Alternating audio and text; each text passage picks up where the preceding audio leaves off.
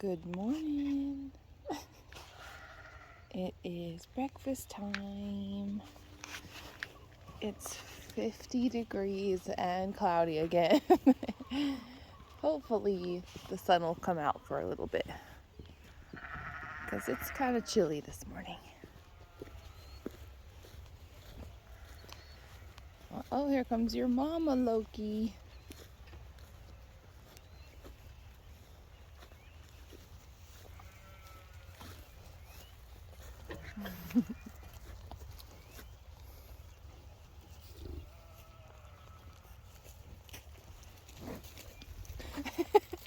Betty doesn't want to eat any of these. Go get him, Betty. Go get him. Hilarious. Go get him.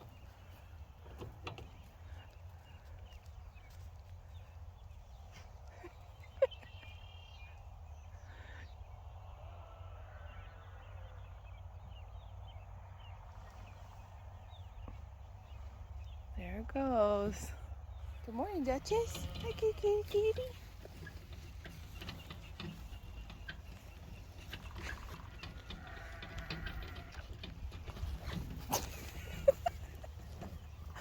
He was just doing that to chase Duchess away.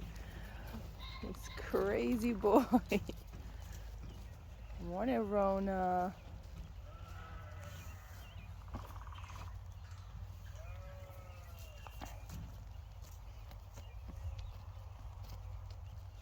Hi, Thor.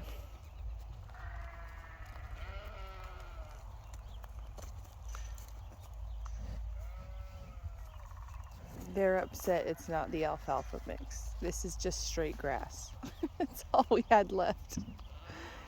That's why they're all walking to each bowl. They're so spoiled.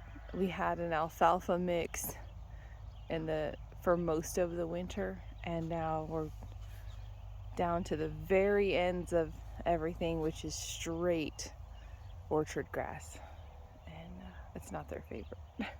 It's dinner time. Starting in the chicken coop today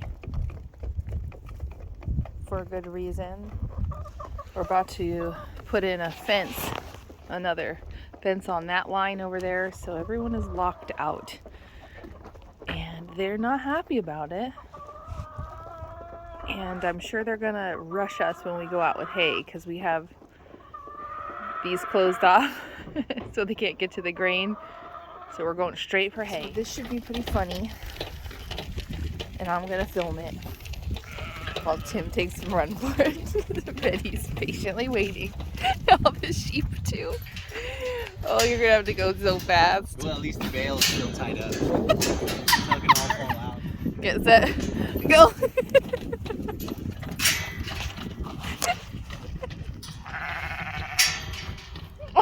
You better go get him, Betty. This is a good sign. Nobody's running after him. They're all confused because we normally feed them grain first. I know, I have it locked up. I'll open it back up. Oh my gosh, this is great. No one's running. Except the sheep. The sheep are attacking.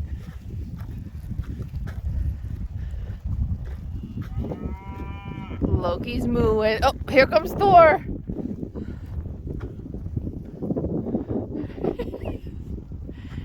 I could be helping.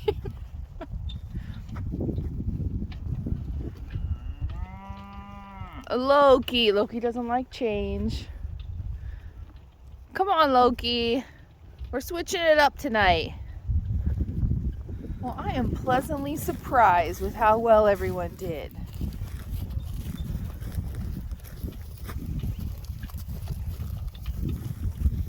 Come on, everybody. Hi, Panda. Truffles. It's okay.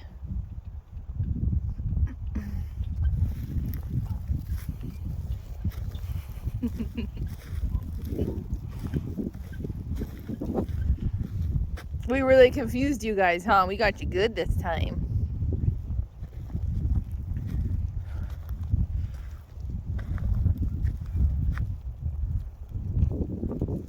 Rona's in disbelief. I'm sorry, Rona.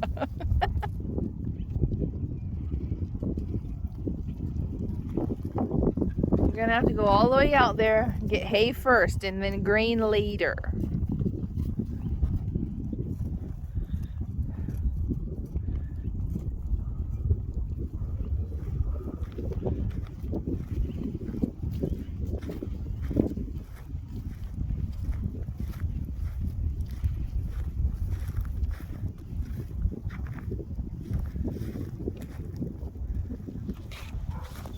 Well, thanks for not chasing after the hay, wheelbarrow Thor. You're such a nice boy.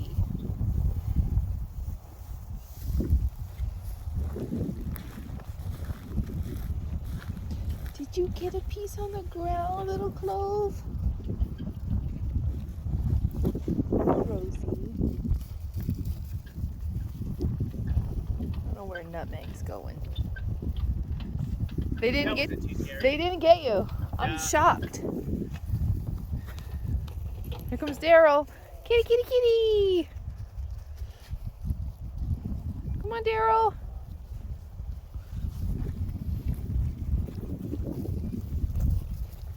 Everyone is very confused though that they've been locked out. I'll show you what we're going to be doing. Putting up a new little temporary fence this evening. Alright, this is why we have the animals locked out. This fencing right here that goes through the neighbor's yard is plastic.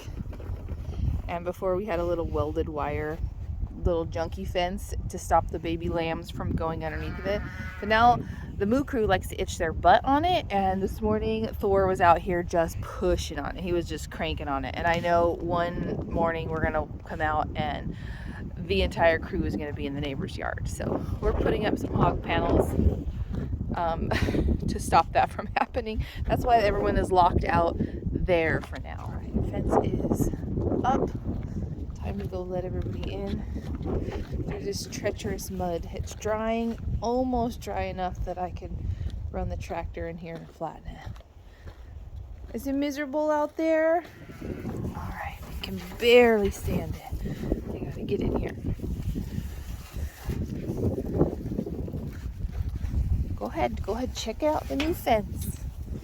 This is gonna be great too for the fact that this is where the Moo Crew lays all afternoon, all summer long, because these pine trees give off the afternoon shade, so this is the spot. So this is gonna really create a nice little holder for their butt. Because before it was that plastic fence.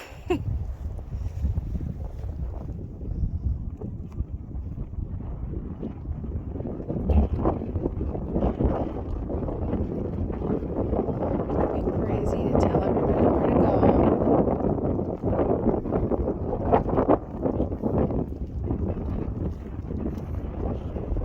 That's the path of least resistance along the chicken coop. So that's why everybody walks by or walks in that line.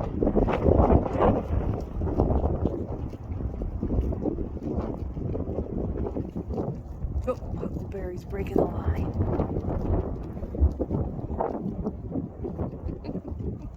Okay, fence is up.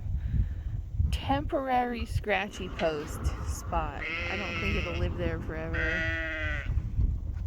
But for now, they put it up. The sheep are up here, kind of enjoying it. The crew is still in the far back. Hi, Izzy. My pretty girl. Morning. It's all the kitties. Oh, Duchess, you being silly girl. Are they your breakfast tricks? We got a frost last night and there is snow on the mountains. Thankfully we didn't lose our apricot blossoms, but all the hills are covered in snow. Look at that snow-covered mountain over there. Good morning, Rosie. Good morning.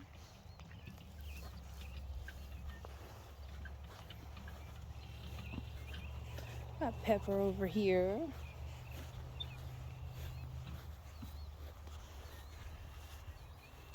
Thankfully, it's not super freezing out right now. It just came through last night, dusted everything.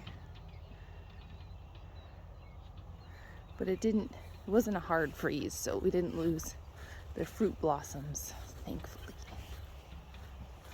Good panda just standing there. Silly girl. Good morning. Hi, Betty Cow.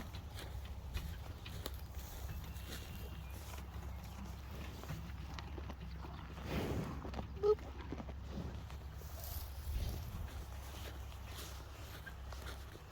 Daryl. Good morning.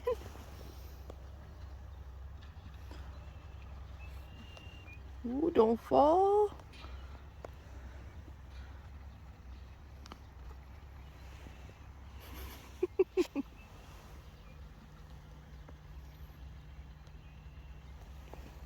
Okay, come back.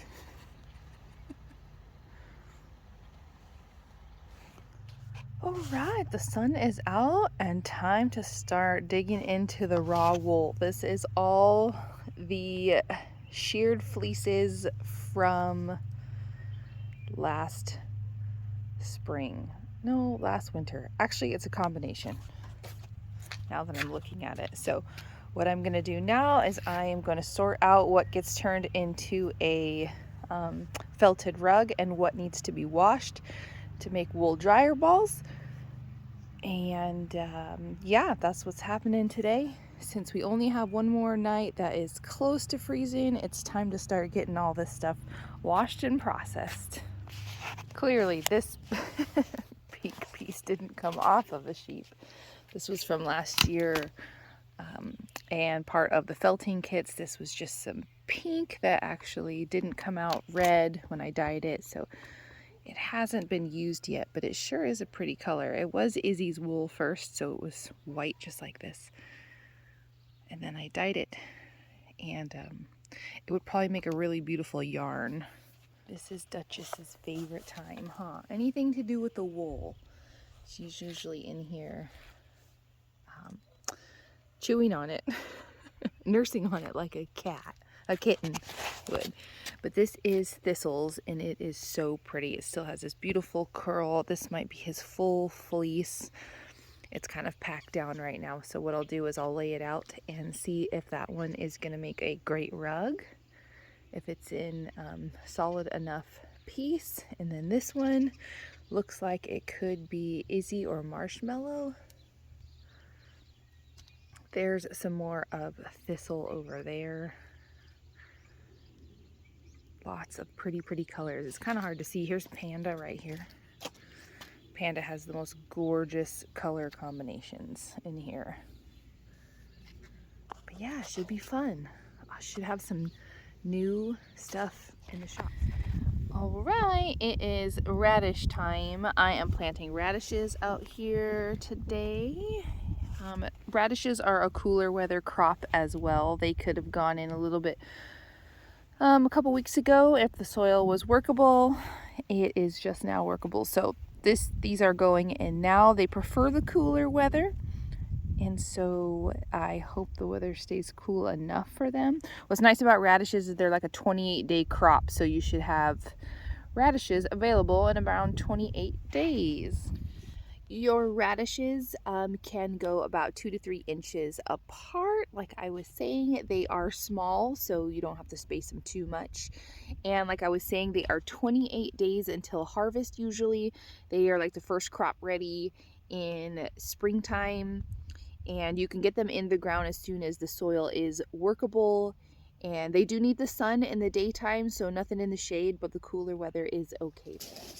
I am in the greenhouse now. The clouds are coming back again, but I want to show you guys something cool to do if you have willow trees. So you can propagate willow trees straight from cuttings off your tree. Put them only directly in water. Doesn't have to be anything fancy. Just like that. These are all just cuttings. Put them in water, and within 3 weeks or so, they're gonna start to root out in the water. So you'll be able to propagate, grow your own willow forest if you want to, just straight in water. What else is really cool? That water that you propagate the willows in is a fabulous starter for other plants. So you can use it to propagate other stuff too that maybe needs a little bit more help. It's almost like a root starting compound, the willow water. So it's a double win there. But if you ever do clippings or cuttings of your willows, just toss them in some water. Once they root out in there, you can transplant them into a pot with soil, very loose, well-draining soil, and they should do that. Check out the chives over here. They're doing great. These chives are perennial. They will come back every single year. These are the ones that we sell in our shop. The seeds for, plant them in a spot that you don't mind having them forever, and they will just keep coming back. So you can get multiple cuttings out of this. If you wanted to take this cutting of this green off now and use it fresh or dry it out, it's going to send out more chive onion tops again in the season, and then it'll seed out the really beautiful purple chive seed flowers. I want to show you guys something else really cool. So this year, I don't normally do this. I let our rhubarb come up on its own, like that one over there. But this year I did some force growing of the rhubarb. And so what I did was put a pot over the top of it and kind of blocked it from the sun. And what's happening is it's shooting out its stalks a lot faster, and they're going to be sweeter. So this is about the growth of the rhubarb right now. It's short. You can see its little stalks are growing in. But I'm going to show you the stuff that I have forced. Here, this one's got the big pot on it. You can do this with anything that blocks the sun from it. It is growing so much more, a ton more stalks, and they are way further along. And they will be sweeter, oddly enough, rather than bitter, which is good. I like bitter rhubarb, it's still good. But these got about a week to go, and then I'll be ready to harvest it. I see my baby boy right here by the fence, and he's all by himself, so I'm gonna sneak out here and give him some treats. Okay, come here. Nobody's around. You don't have to fight for your treats. Here. You gotta chew quieter. Everyone's gonna come running.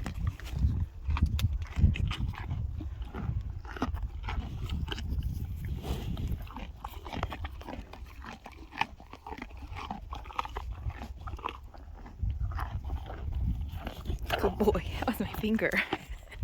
Is that yummy? That's all I had. Don't tell anybody.